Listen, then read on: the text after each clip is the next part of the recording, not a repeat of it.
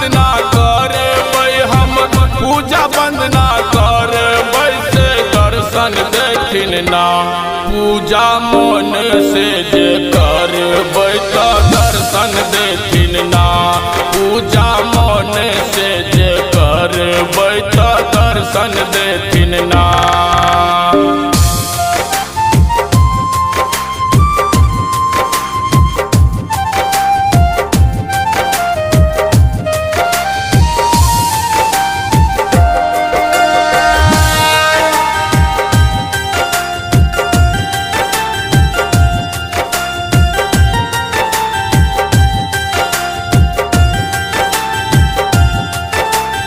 एक हाथ में माता जी पुस्तक लऽ एलखिन से, पुस्तक लऽ एलखिन से विद्या देथिन ना।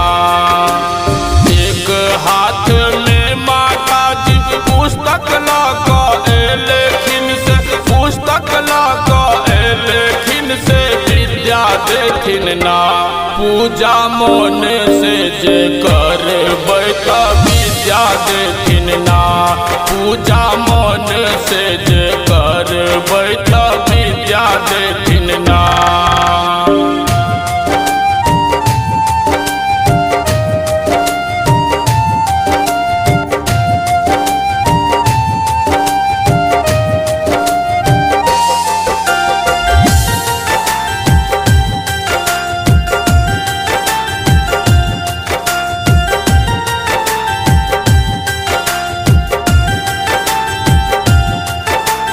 दोसर हाथ में माता जी बीना लऽ एलखिन से, बीना लऽ एलखिन संगीत देथिन ना। दोसर हाथ में माता जी बीना लऽ एलखिन से, बीना लऽ एलखिन संगीत देथिन ना।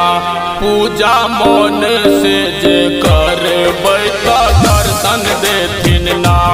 पूजा मन से जे करबै तो दर्शन देथिन ना।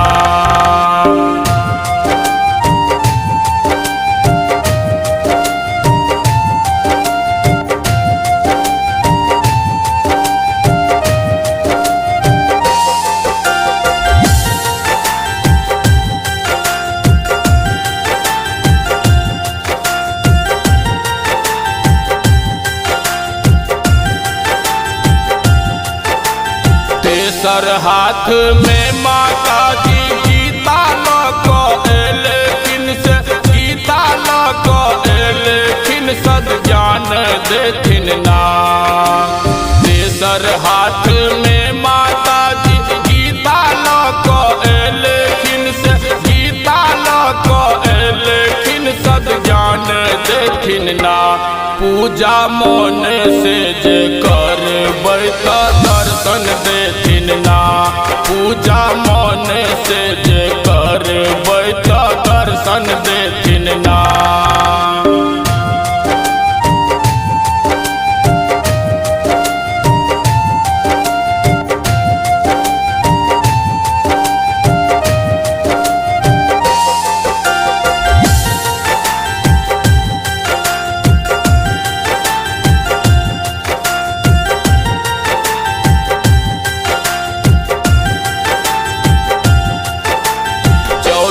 हाथ में माता जी फूल लऽ एलखिन से, फूल लऽ एलखिन से खुशबू देथिन ना। चौथे हाथ में माता जी फूल लऽ एलखिन से, फूल लऽ एलखिन से खुशबू देथिन ना। पूजा मन से जे करबै तो दर्शन देथिन ना। पूजा मन